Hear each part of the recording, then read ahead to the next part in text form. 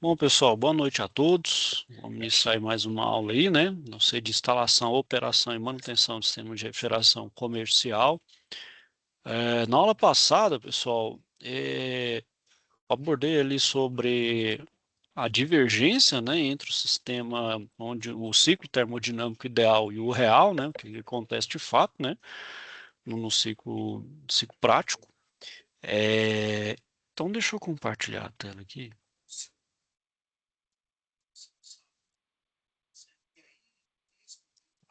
Já mostrei aqui, né? Então vamos para. Então, hoje o que eu quero abordar com vocês, pessoal, é a parte da eficácia do sistema, né?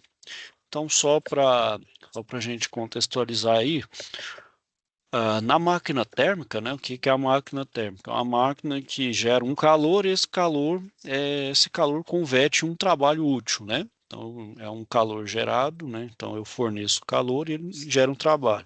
Já no ciclo de refrigeração, é um ciclo reverso. Então, eu injeto trabalho para ele poder gera trabalho para ele poder fazer o ciclo, né? Na verdade, o ciclo ele reverte para o quê? Retirar calor de um ambiente para refrigerar, né? Isso eu faço isso no sistema de refrigeração. Então, a eficiência na máquina térmica ela vai variar de 0 a 1 ou de 0 a 100%. Já no COP é sempre maior do que 1. Enquanto maior de 1, né, mais distante da unidade, né, melhor é, né, mais eficaz é o meu sistema. E como é que a gente determina o COP, né? Ela é a razão entre a energia útil produzida pelo ciclo de refrigeração, né? Ou seja, o tanto de calor que eu retiro ali, pela energia gasta, né? No caso, é o trabalho do meu compressor. Então, esse COP é a relação entre o efeito frigorífico, né? Ou chamado efeito mecânico, por meio da relação entre a potência frigorífica e a potência mecânica. Então, né, a gente sabe que quanto maior de um, né, mais quer dizer ali que é mais eficiente é. Isso quer dizer o quê? Porque quanto maior que um? Porque se eu aumento aqui, a minha aqui diminui aqui, quer dizer o quê? Eu estou fazendo com pouco trabalho, né, com pouco trabalho de compressor, eu consigo refrigerar mais, ou seja, isso quer dizer que é eficiência, né? Então, quanto menos eu gasto um compressor para produzir o frio, né, produzir ali a climatização, melhor.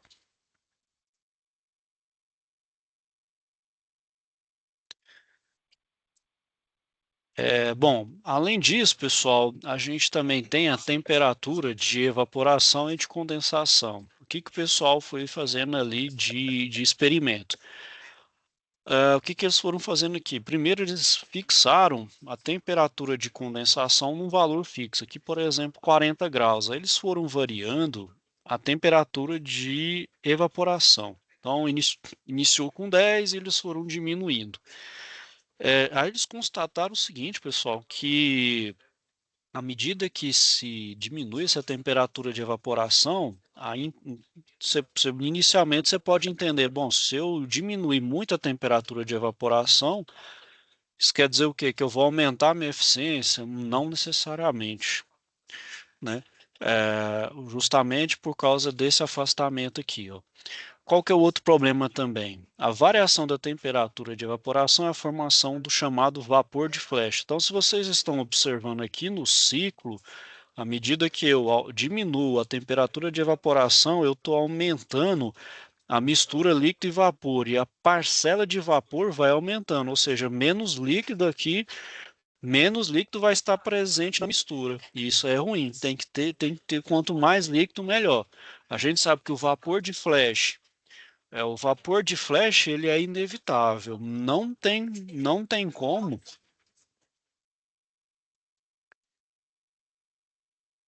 né? O vapor de flash, né? Não necessariamente o vapor de flash, ele é indesejável, né? Só que mesmo que você controle o máximo que você pode ali a questão do controle do dispositivo de expansão, esse vapor de flash ele acaba acontecendo. Se ele acontece, eu tenho que minimizar, porque eu preciso do meu fluido refrigerante, quanto mais líquido, melhor. Claro, e resfriado também. Bom, e esse vapor de flash, então, afeta indiretamente o desempenho do sistema, né? principalmente na troca térmica, porque quanto vapor ali fica mais difícil de trocar o calor ali com o evaporador, porque a gente sabe que a maior parcela de troca de calor, tanto no condensador quanto no evaporador, é na mudança de estado, ele passando de vapor para líquido ou de líquido para vapor, né? Então, o calor latente é uma parcela pequena, então diminui bastante, né? Diminui bastante. E outro problema também aqui, pessoal, é aqui no compressor. Se eu aumento, se eu diminuo muito aqui, aumenta essa distância entre a pressão ou a temperatura de condensação, aqui, ó, eu vou ter que elevar muito a potência do compressor, ou seja, é mais energia. O COP aumenta bastante, ou o COP na verdade diminui bastante, né? O coeficiente de performance fica mais reduzido, mais prejudicado. Sem falar que a diferença de temperatura aqui também, se aumentar muito, eu tenho que forçar meu compressor ao máximo, ou se não, utilizar de múltiplo estágio. Talvez economicamente não seja viável ou talvez você esforce muito seu compressor, fazendo com que ele trabalhe mais e sobrecarregado. Então diminui sua eficiência. Então o sistema aqui, pessoal, vou diminuir aqui a temperatura, vou aumentar essa distância entre a temperatura de condensação e evaporação. Vou melhorar o sistema. Não vai. Não, isso não é verdade. Por isso que eles conseguiram constatar, né? Bom, então, como eu falei, né, pessoal, e uma mesma pressão de condensação, então, na medida que a pressão de evaporação ou a temperatura diminui, né, a quantidade de vapor de flash, vocês viram que aumenta, né? Então, afetando esse desempenho. Além disso, a entropia, né, pelas linhas 1 e 2 também sofre alteração. Como falei, é na passagem do compressor, né? Quando ele vai passar da linha de baixa para a linha de alta, né? Em contrapartida, maiores temperaturas de evaporação também vai implicar em um diferencial de temperatura menor entre o fluido refrigerante e o meio de resfriamento. Então, no caso aqui, ó, se eu fizer o inverso também de aproximar muito também, você vai diminuir muito esse ΔT, que também é prejudicial. Então, reduz também a capacidade de troca térmica. Então, para corrigir esse aspecto, que a gente faz? Utiliza evaporadores com maior área de troca térmica, né? Só que isso aí vai impactar, né? Então, o trocador de calor, se aumentar a área ali, eu vou precisar de aumentar o custo. E a economia de energia provocada, né, mesmo tendo um custo inicial maior, vai justificar esse aumento do investimento inicial. E essa economia, né, pelo fato de que é possível obter a mesma quantidade de frio com a menor potência mecânica, ou seja, você diminuiu o trabalho do compressor para ele gerar mais frio e mais climatização. E como a potência mecânica é obtida a partir da conversão de energia elétrica em energia mecânica, sistemas com maiores temperaturas de evaporação, né, ou seja, aqueles que vai ter maiores temperaturas vão consumir menos energia. Só que, né, é sempre importante realizar uma análise financeira, né? O que eu posso fazer? É pensar nas soluções ali, principalmente do ponto de vista de impacto financeiro. Ou seja, vale a pena aumentar o compressor, múltiplo estágio, aumenta a área ali de troca de calor, tudo depende, né, dessas condições aí. Agora, pessoal, a outra condição que a gente faz agora é fixa agora a temperatura de evaporação e vai alterando ali a de condensação, para verificar também se afeta ali a questão do coeficiente de performance, new COP, né? Então, eles viram que sistema de refrigeração comercial que operam com temperaturas de condensação mais altas, né? Aí, no caso, à medida que você vai aumentando a temperatura de condensação, vai ter também menor eficiência, né? É o afastamento das linhas de pressão. Da mesma forma, você vai necessitar que o compressor trabalhe mais para elevar essa pressão, né? Então, você está aumentando a pressão, você está forçando o compressor. E menores também temperatura de condensação, se você se baixar demais e aproximar da linha de baixa pressão, você vai ter também um diferencial de temperatura menor, aquele ΔT é menor. E o meio, então, entre o fluido refrigerante e o meio externo, o gás, o ar. Você também reduz a capacidade de dissipação de calor, né, do condensador. Então, para corrigir, a gente utiliza condensadores com maior área de troca térmica. Então, você vai ter que aumentar um pouco a área, aumentar um pouco o volume e o tamanho do condensador. E da mesma forma que para a temperatura de evaporação, a economia de energia também tem que justificar, né? Então a gente sabe que se aumentar um poucos por cento da área de troca de calor do condensador, você vai ter que colocar um ventilador maior, mais potente, isso vai consumir mais energia, tem que ver se isso também se justifica, né? Se consegue se pagar isso, né? Inicialmente. Então, então, tratando também de melhoria do sistema de refrigeração comercial, principalmente com os fluidos halogenados, o superaquecimento na saída do evaporador, né? Que quando a gente sai ali do evaporador para superaquecer, para não ter líquido, né? No fluido refrigerante, ele não está no estado líquido. E o subresfriamento na saída do condensador, para ele ficar o mais frio possível, né? Também afeta o desempenho do sistema, porém menor intensidade, né? Então, essa questão do superaquecimento e subresfriamento também afeta, mas, claro, de uma forma bem menor do que nessas mudanças de pressão de ciclo. E também os estudos, né? Boa noite, professor. Opa, boa noite aí, Sandro. Bom aí, vamos. Tudo certo. Eu me lembrei agora da web aula. A correria acabei me esquecendo. Não, tranquilo, Santos. Vocês ainda foi pontual aí. Eu, tranquilo aí.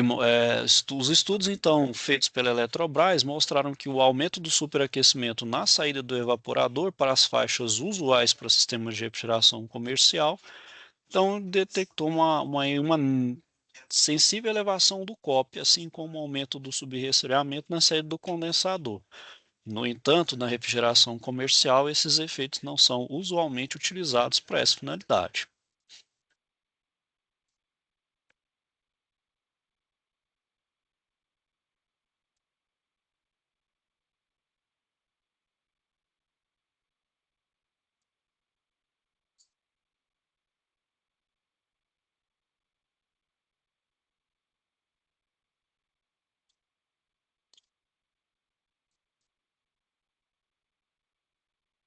Bom, pessoal, então a gente vai abordar um pouco aí, né, sobre os equipamentos e as instalações aí presentes na área comercial, né? Então, o que a gente tem aí, até o mais antigo, hoje até nem utiliza tanto, são esses balcões expositores aí, né? Esses aqui vertical, sem porta, né?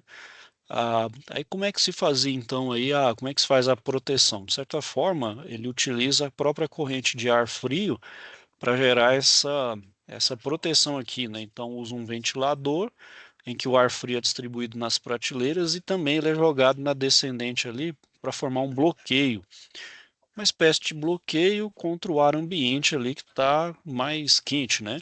Só que, claro, ele não é tão eficiente porque vai misturar, né? Ao misturar, vai ter mais frio, você vai exigir mais do compressor para esfriar esse ar, então ele acaba custando um pouco mais, né? Então a gente vê hoje nos supermercados a substituição desses expositores. Utiliza desses expositores, mas agora bem pouco. Agora você vê mais ali para frutas, né? Umas verduras ali, a nível de resfriado. Agora você vê ali os iogurtes, aqueles mais produtos mais caros ali já tem um comporta para justamente ter um bloqueio mesmo mais eficiente ali do ar frio.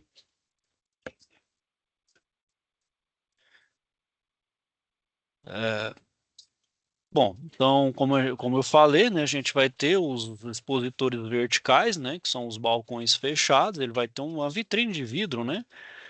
Então, como eu falei, ó, então, ó lá, tem esses aqui, né, que eles bem, a gente vê em padaria, né, vê em alguns supermercados, mercados menores.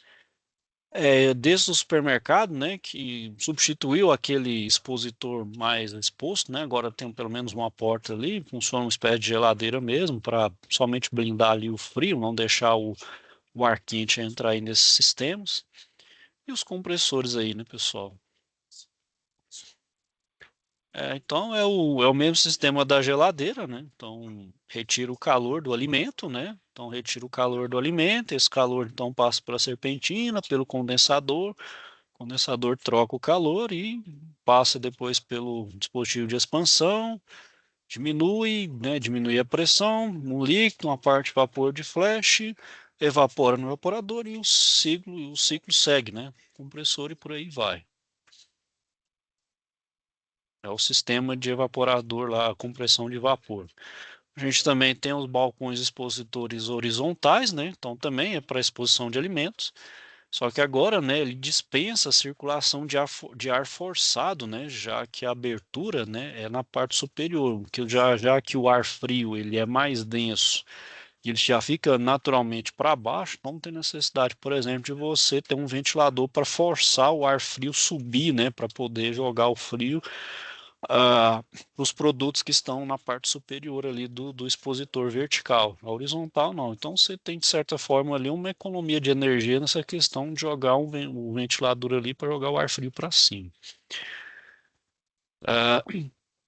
Então elas vão ter tampas envidraçadas dos anteparos, né? Então vai ter seção ali, vai ter os mesmos componentes, com exceção do dispositivo de expansão do evaporador, que ficam na parte inferior do equipamento, né?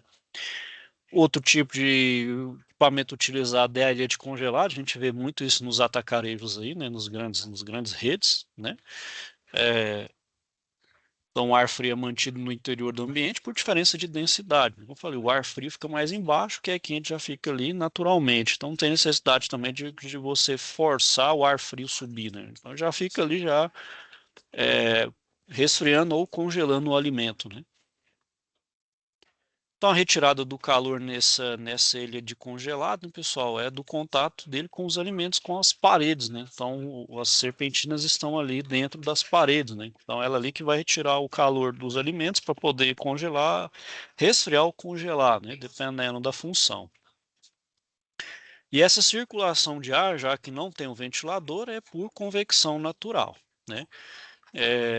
Então, dependendo da quantidade de unidades instaladas em paralelo, né, do tamanho ali, os supermercados de grande porte faz o sistema central de produção de frio e alimentação do fluido refrigerante dos condensadores localizados remotamente aos balcões ou ilhas através de tubulações, podendo o fluido refrigerante percorrer longas distâncias ou por sistemas com separadores de líquido e bomba. Aí já são sistemas mais complexos, né? Então, por exemplo, são aquelas ilhas que a gente vê principalmente nos grandes atacarejos aí, né? Nas grandes redes aí de supermercado. Então, dependendo do tamanho da complexidade, você faz um sistema centralizado de bombeamento aí de fluido, né? Passando por todos, né? Aí já é um sistema mais complexo, mais robusto e, claro, mais caro também. Outra possibilidade também de alimentação desses equipamentos à distância, né? Então, uma alternativa é a sistema em cascata. Nesse caso aqui, ele utiliza um fluido secundário como meio de resfriamento. Essa é uma opção aí que os hipermercados estão utilizando. Então, a gente tem um ciclo de refrigeração em cascata, onde se utiliza o gás carbônico e o R134 para produção de frio, né? Então, eles são responsáveis para produzir o frio. E o glicol ele vai funcionar como um fluido intermediário. Então, a gente vai ter dois grupos de compressores, um para cada fluido diferente. Então, um grupo de alta temperatura, ele vai ser responsável pela compressão do R134A, operando em um ciclo que atua nas temperaturas de evaporação e condensação, então, de evaporação -8 e condensação 45 graus. Já o R134A, ele é utilizado, então ele não vai resfriar diretamente os produtos, ele vai ser usado para resfriar o glicol. Então vai ter um trocador de calor a placas, onde o R134 troca o calor com o glicol, que atua como evaporador do ciclo de alta temperatura, obtendo uma temperatura de -4 para o glicol, que aí sim utiliza para a produção de frio para as câmaras, balcões e ilha de produtos resfriados. Então, parte do glicol resfriado no trocador de calor de placas é utilizada como fluido de resfriamento no trocador de calor cascata. Então, ele vai atuar como condensador no ciclo, que opera com CO2. Aí o CO2 vai ser -30 para evaporação e 0 na condensação, ou seja, ele vai para esse aqui ele vai utilizar para congelar e o glicol para resfriar. Então utiliza o glicol para resfriar e o CO2 para congelar. Só um problema do CO2, né, pessoal? Como é um sistema que, para ter eficiência, ele precisa operar sob pressão, eu tenho que ter uma necessidade de controle da pressão ali, né? vai ter um perigo ali, só um risco mesmo de explosão, mas monitorando corretamente a pressão, temperatura e fazendo toda a manutenção certinho, você tem sistema ali que não dá problema nenhum. E os evaporadores do ciclo de baixa, que vai operar a -30, é utilizado para as ilhas de congelado e as câmaras frias para estocagem dos produtos congelados. Então, esse sistema é utilizado principalmente para as câmaras frias também do supermercado. Aí está o sistema, pessoal. Então, eu tenho ali o compressor S134A, que vai operar entre -8 para evaporador e 45 para condensação. Aí eu vou ter o trocador de calor à placa entre o R134 e o glicol. O glicol, então, vai para resfriar, né? E entre o CO2 e o glicol, onde o CO2 vai ser responsável pelo congelamento.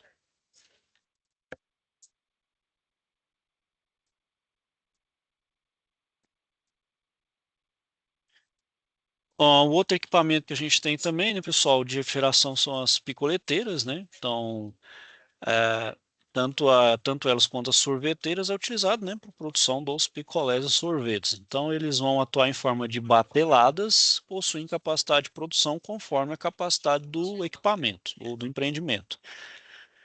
Então, a picoleteira ela vai utilizar um fluido intermediário. Então, ela é uma solução composta por água e álcool. Então, para congelamento dos picolés. O álcool ele é de produção do produto, ele é fácil de ser obtido, né? E, claro, ele é uma substância inflamável, então você tem que ter um certo cuidado ao manipular, principalmente na preparação da solução.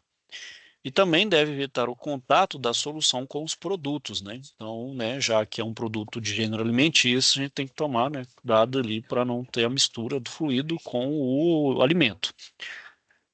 O sistema é um sistema de ciclo de compressão a vapor, né, um compressor hermético mais simples e condensação a ar. Então vai ter um evaporador, um trocador de calor, responsável pelo resfriamento de uma solução de água e álcool. Essa solução ela vai passar por aqui, atravessando, né, reduzir a temperatura. Então ela vai pegar a temperatura ali do picolé, né, que inicialmente ali está líquido, vai roubar ali a sua temperatura, então vai pegar esse calor e vai, por consequência, congelar ali, né, os picolés. Então, essa temperatura da solução, né, ela pode ser feita de forma eletrônica, por meio de um termostato, né, para diminuir a velocidade de congelamento, ou aumentar, né, diminuir a velocidade, ou diminuir o congelamento, aumentar conforme ali as demandas, né. A sorveteira, né, também vai ser um ciclo de compressão a vapor, semelhante ao da picoleteira. Vai ter um fluido refrigerante halogenado. Agora, o seu evaporador é formado pelas paredes de um recipiente. Então, a parede ali que vai estar, né, fazendo o resfriamento, vai retirar o calor ali do sorvete. Então, vamos dizer assim, inicialmente está numa forma mais líquida ali, de suco, né, vou assim dizer, e à medida que ele vai sendo misturado ali, ele vai retirando o calor no momento que ele adquire essa consistência pastosa ali, né, de sorvete ali mesmo, onde ele congela, né. Então agora é na parede ali que faz a troca de calor, onde ele retira o calor no caso do sorvete, né? Os fabricadores de gelo também, né? A gente também tem, eles podem ser fabricados então em cubos, escamas, né? Escamas finas e grossas e as barras. Os gelo em cubo, né, pessoal? Parecido com a nossa geladeira ali, né? Que a gente enche a forminha ali, né?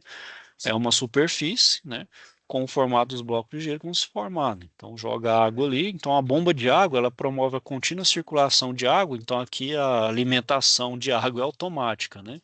Ao entrar na nossa residência, a gente tem que ficar abastecendo ali a forminha de gelo para poder fabricar o gelo, né? Então, no momento que o cubo de gelo atinge o formato final, né, ou seja, retira o calor da água ali e ele congela, então o sensor desliga a bomba e aciona o ciclo de degelo, né? Então, aciona o ciclo de degelo, ou seja, ele vai dar uma aquecida para o quê? Para retirar o gelo, né? Não pode ser também demasiado, porque se iniciar o ciclo de degelo, você faz o processo reverso. Então é um degelo rápido só para poder desprender o gelo da forma e poder reabastecer ali e criar novos blocos de gelo. Então, mediante o acionamento da bomba de água e retomada do ciclo de compressão. Então, isso pode ser feito de forma automática, né? Até para poder ter uma eficiência aí de produção. A gente também tem o gelo em escamas, né? Então, como é que é a produção desse gelo em escama? É uma aspersão de água, né? Então, é como se fosse ali um sprinkler, né? Que é igual de irrigação, que ele vai ter um evaporador cilíndrico, normalmente fabricado em aço inoxidável. Então, né, o gelo é algo que é para o consumo humano, então tem que se utilizar como material de contato o aço inoxidável. Ele é retirado mecanicamente, né, ou de modo contínuo por meio de um elemento rotativo no interior do evaporador, no formato de escamas. Então não tem necessidade, por exemplo, de descongelar, ele mesmo vai desprendendo ali. Fazendo então que você pode ter um gelo, né, com temperatura bem inferior ali, né, temperatura mais baixa do que em outros processos. Então ele pode fornecer o gelo de forma automática e contínua de forma de até 10 minutos após então iniciado o funcionamento. Então, as escamas praticamente planas propiciam, então, né, melhor contato com o alimento a serem conservados e promovem um resfriamento mais rápido, né? E o elemento rotativo responsável pelo corte de gelo e formação da escama é composto por uma rosca acionada por um motor redutor. É, esse de escama, né, pessoal, muito naqueles mostrados de peixaria ali, né, de pescados, né? Então, coloca ali frutos do mar, peixes, né, aqueles peixes frescos ali para exposição, né, para o consumo imediato, né. Ele é próprio para isso que é mais fácil de moldar, né? Então você pode ver ali que é mais fácil de fazer essa moldagem, até para fazer a ilha é mais fácil de manipular ele. Então aí aquela ostra que a gente falou, né, pessoal, tem uma auto-redutora, essa ostra que vai fazendo o prendimento de gelo ali em escama. O gelo em barra, né, pessoal? O gelo em barra, é, ele é Ele é formado por um reservatório de grandes dimensões, então são uns blocos bem maiores, né? Então é um bloco pesado. Então no interior ali, para fazer a troca de calor, é uma solução de água e sal. Essa solução é esfriada por meio de evaporadores, responsável pela produção de frio. Então ela vai ter um formato de barra levemente cônica, cheia de água e imersa no tanque de solução, de modo que a água em seu interior vai ser congelada, formando a barra de gelo. Finalizando o congelamento, então agora por ser uma forma, pode ser um gelo de bloco pesado, ele tem que ser içado. Pode ser, aí você precisa de algum auxílio, no caso uma talha manual ou elétrica. E essas barras de gelo são retiradas das fontes. Então, além dos tipos de equipamento, vai ter o gelo em tubo que pode ser usado em ambientes comerciais para o consumo com bebidas. Por se tratar de um gelo limpo e tem que ser próprio para o consumo humano.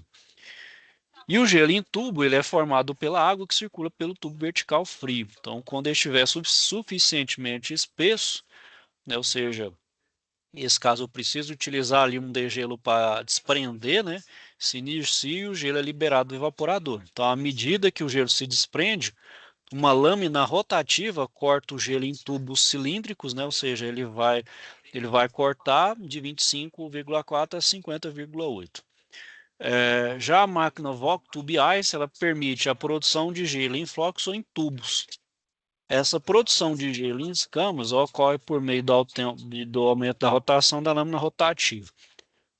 O gelo triturado, então, ele vai se apresentar em lascas ou estilhaços, como o gelo em floco, porém com dureza característica própria.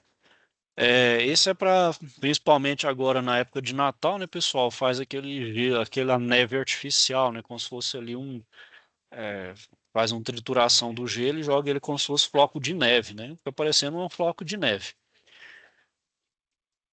Também, outro processo de produção de gelo em tubo, porém em larga escala, podendo produzir até 30 toneladas de gelo, ele vai operar com amônia, né? Por causa ali de eficiência de congelamento. Então, a água a congelar ela é distribuída na parte superior, onde forma um filme uniforme que escorre ao longo das paredes internas dos tubos, enquanto o fluido refrigerante passa por fora, retirando o calor e congelando o gelo, né? Logo que o gelo então atinge uma certa temperatura, uma certa espessura, né? Ele é destacado, né? Até para desprender da forma por gás quente. O gás quente dá, né? O desgás então em volta ali ele vai aquecer e desprende o gelo. E quando ele sai ali o tubo de gelo, ele é quebrado em pedaços uniformes. Ok, pessoal? Então hoje era mais tranquilo aí a aula, pessoal. Na próxima aula eu vou falar sobre as câmaras frigoríficas e depois eu vou fazer o exercício com vocês. Acho que dá para fazer aí, que eu vou começar a falar do é, câmara frigorífica aí. Ok, pessoal? Alguém tem alguma dúvida aí, questionamentos?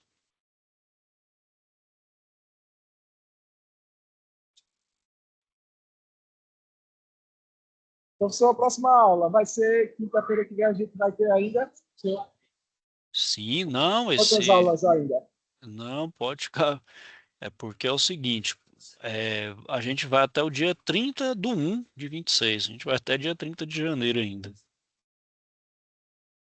Mas, no Então, caso, esse período vai ficar tendo aula online, no caso, dezembro de janeiro, ou a gente vai encerrar agora em dezembro e volta no final de janeiro? até um pouquinho antes do Natal, eu vou tirar férias no dia 29 e vou retornar no dia 12, certo? Mas Aí eu vou, aí eu vou parar, eu parece que vou, fica o AVA disponível, né, professor? não, o AVA fica disponível, que vocês não vão ter aula presencial. Presencial. Vai estar em recesso, né?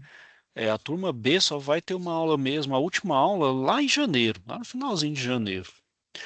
A escola entra de recesso, mas a plataforma continua aberta, pessoal. Aí nas minhas férias aí eu vou falar com a Ariana, que eu acho que lá também, eu acho que não vai ter problema, até já por estar estendido o prazo, vocês não ficam prejudicados.